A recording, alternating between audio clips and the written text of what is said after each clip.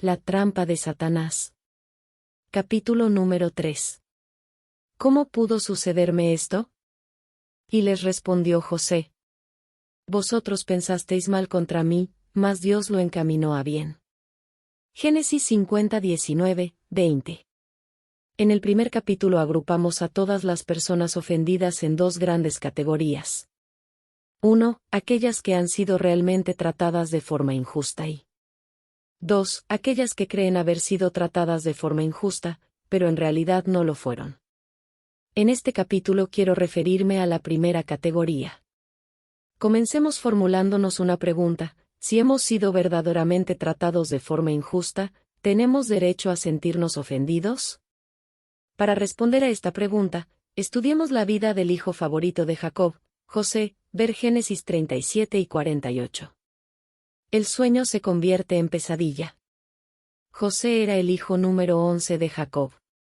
Sus hermanos mayores lo despreciaban, porque su padre lo favorecía y lo había destacado regalándole una túnica de varios colores. Dios le dio dos sueños a José. En el primero, vio manojos de granos en medio del campo.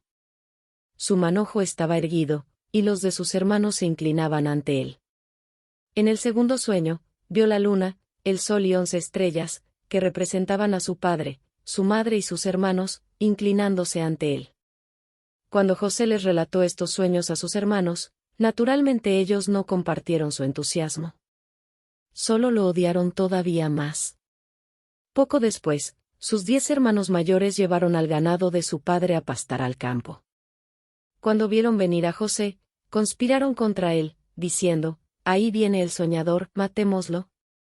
Entonces veremos qué será de sus sueños. Él dice que va a ser líder por encima de nosotros, que trate de gobernarnos estando muerto. Así que lo echaron en un pozo para que muriera.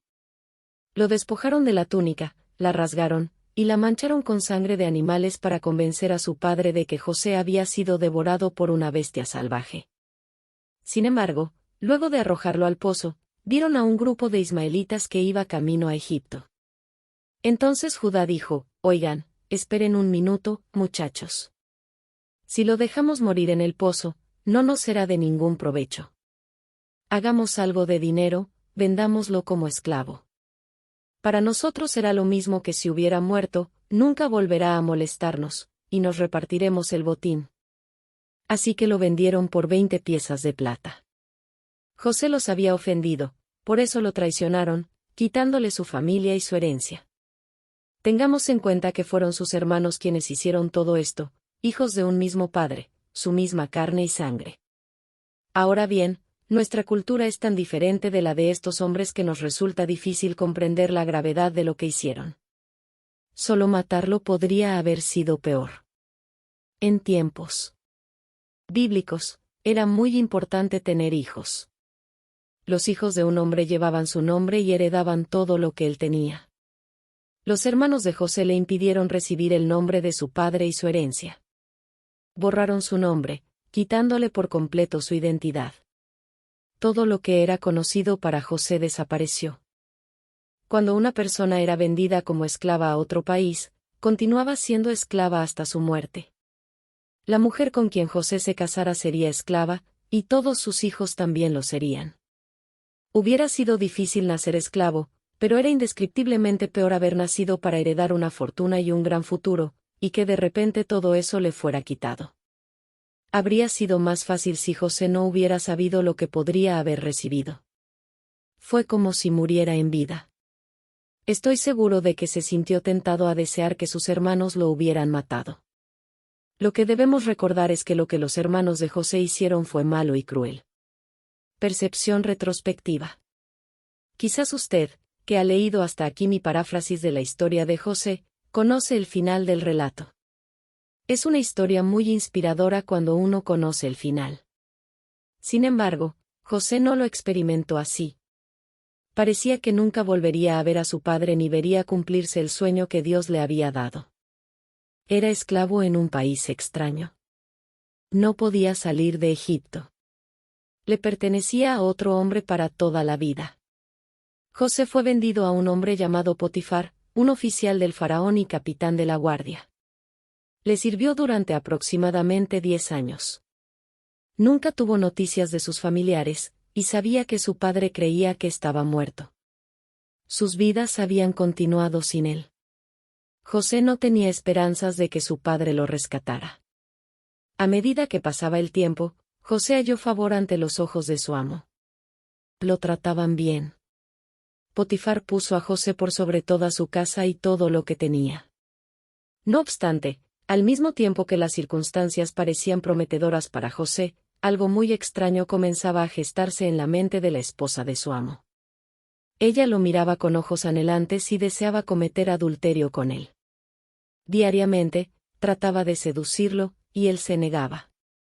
Un día que la mujer de Potifar estaba sola con José en la casa, lo acorraló, insistiendo para que se acostara con ella.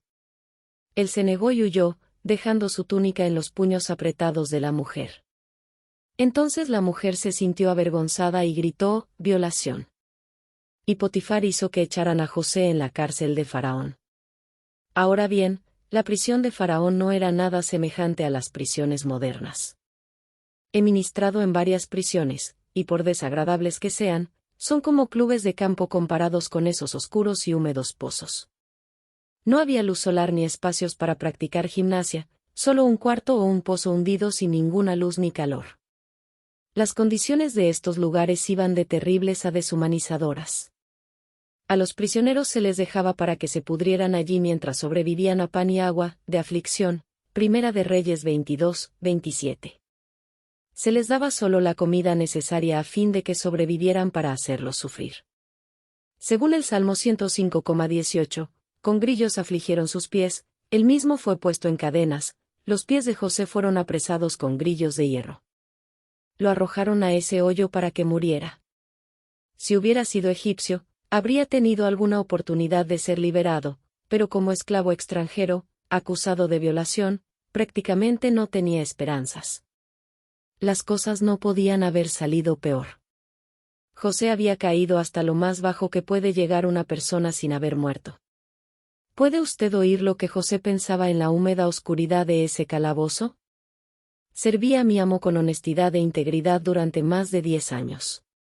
Le soy más fiel que su propia esposa.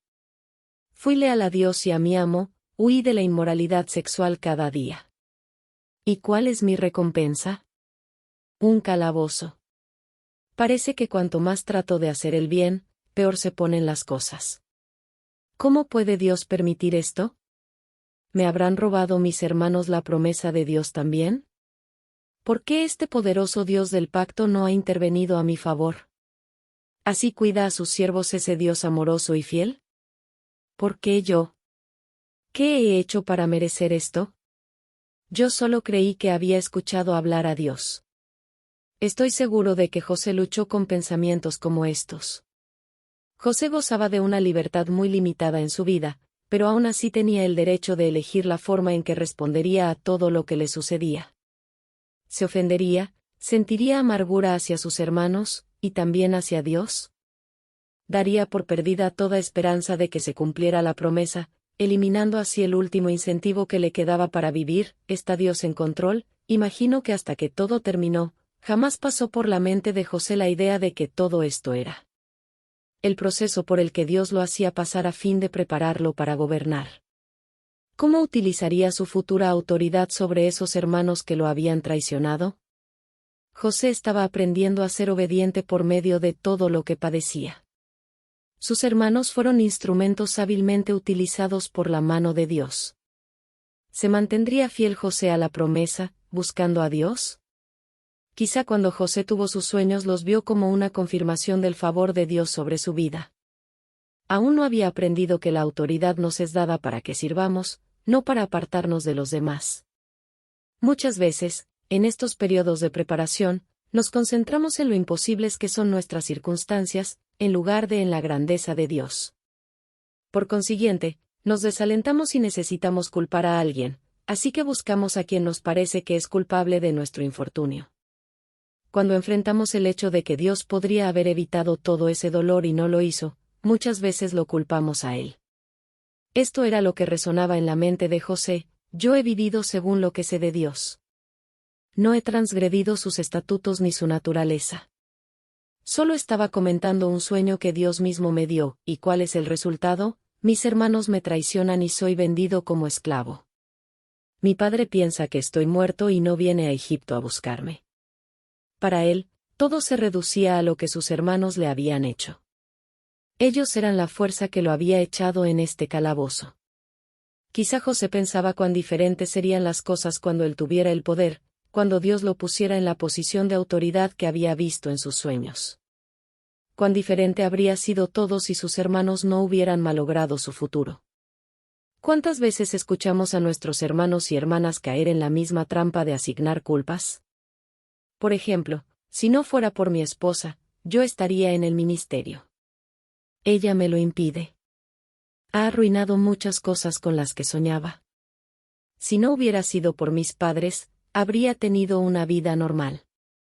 Ellos tienen la culpa de la situación en que me encuentro ahora. ¿Cómo puede ser que otros tengan padres normales y yo no? Si mi padre y mi madre no se hubieran divorciado, a mí me habría ido mucho mejor en mi matrimonio. Si no fuera porque mi pastor reprime mi don, yo sería libre y no tendría obstáculos. Él ha estado impidiendo que cumpla con mi destino para el ministerio. Ha puesto a la gente de la iglesia en mi contra. Si no hubiera sido por mi ex esposo, mis hijos y yo no tendríamos todos estos problemas económicos. Si no hubiera sido por esa mujer de la iglesia, yo tendría aún el favor de los líderes. Me ha destruido de tal forma con sus murmuraciones que ya no tengo esperanzas de que nadie me respete. La lista no tiene fin. Es fácil culpar a todos los demás por los problemas que tenemos e imaginar cuánto mejor estaríamos si no hubiera sido por los que nos rodean. Sabemos que nuestro dolor y nuestra desilusión son culpa de ellos. Quisiera enfatizar el siguiente punto: absolutamente, ningún hombre, mujer, niño o demonio puede jamás alejarnos de la voluntad de Dios. Nadie sino Dios tiene nuestro destino en sus manos. Los hermanos de José trataron con todo empeño de destruir la visión que Dios le había dado. Pensaron que era el fin de José. Dijeron con sus propios labios: ahora, pues, venid, y matémosle, y echémosle en una cisterna, y diremos: alguna mala bestia lo devoró, y veremos qué será de sus sueños. Génesis 37, 20, énfasis añadido. Estaban decididos a destruirlo. No se trató de un accidente. Fue algo deliberado. No deseaban que tuviera oportunidad alguna de llegar al éxito. Ahora bien, puede ser que usted piense que cuando ellos lo vendieron como esclavo, el Dios de los cielos miró a Jesús y al Espíritu Santo y dijo: ¿qué haremos ahora? Miren lo que sus hermanos hicieron.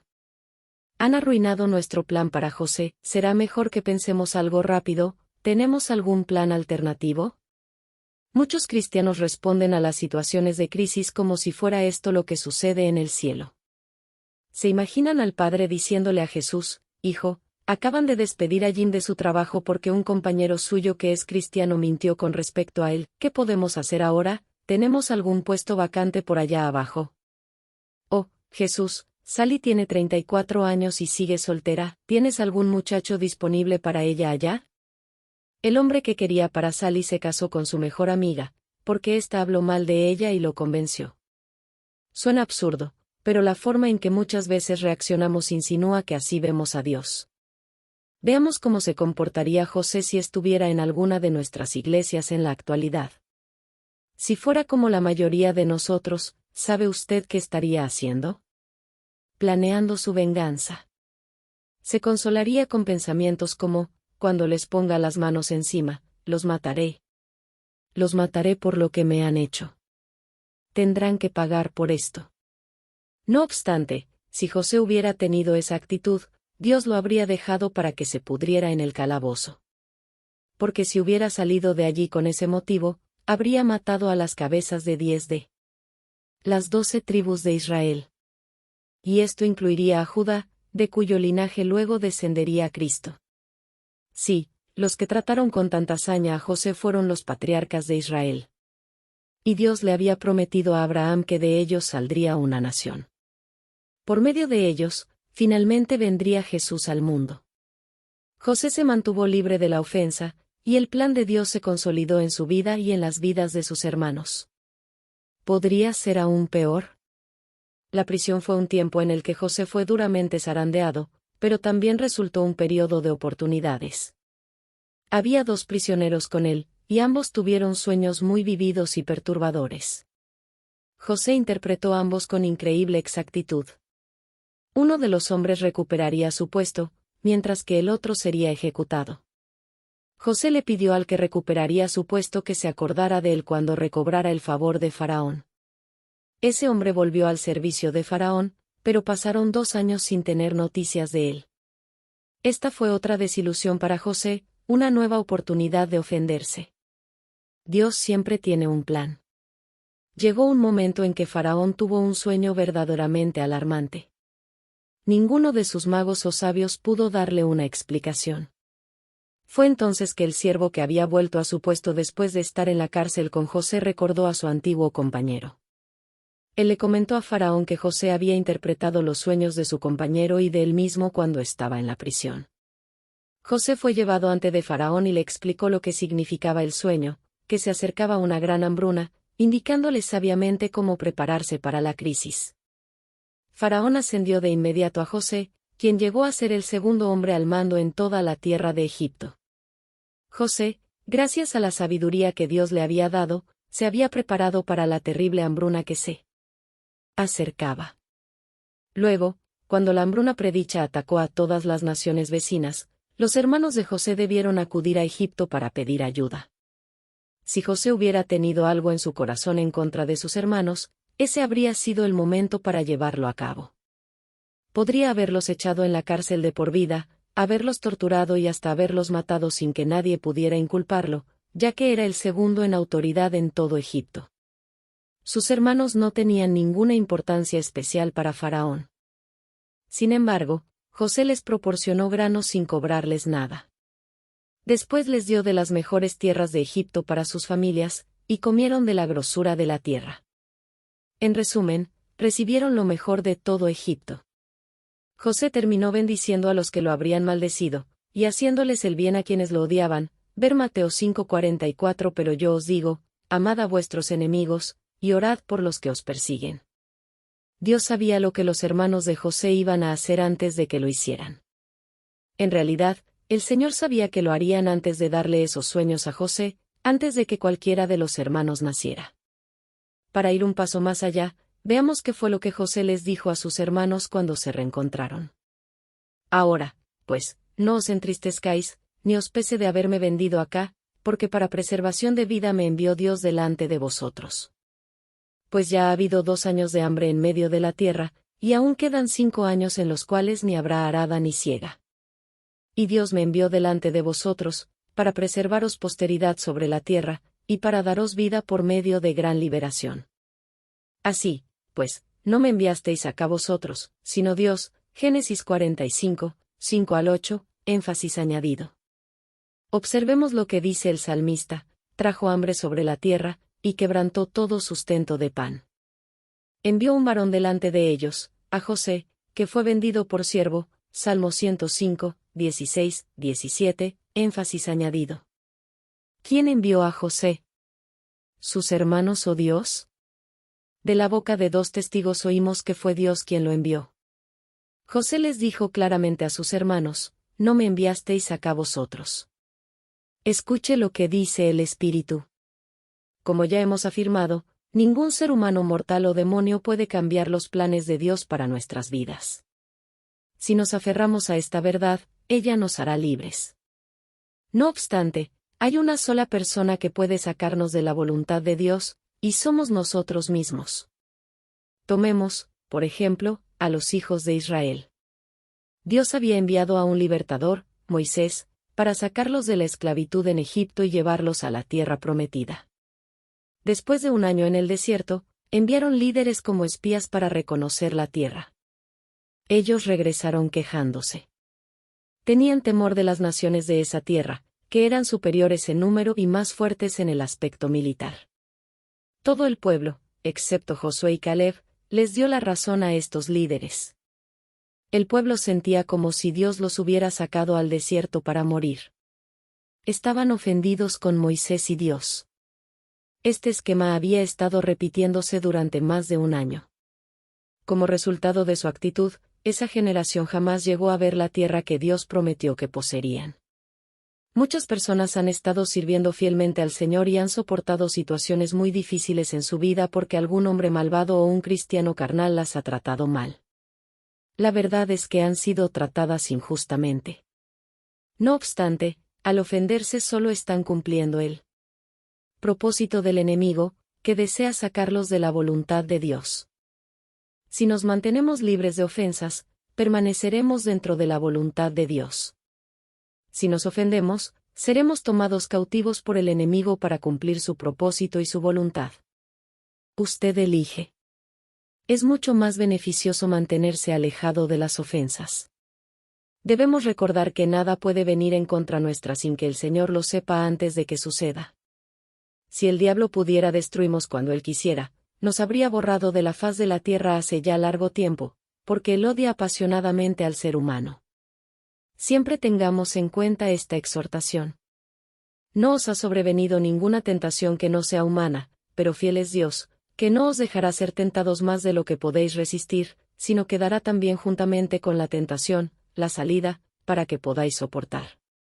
Primera de Corintios 10, 13, énfasis añadido. Notemos que dice, la salida, no una salida. Dios ya ha visto todas las circunstancias adversas que enfrentaremos, sean grandes o pequeñas, y ya tiene planeada la salida para escapar de ellas. Y lo que es más emocionante aún, muchas veces eso mismo que parece la causa de que el plan de Dios se interrumpa acaba siendo el camino para su cumplimiento si permanecemos en obediencia y libres de toda ofensa.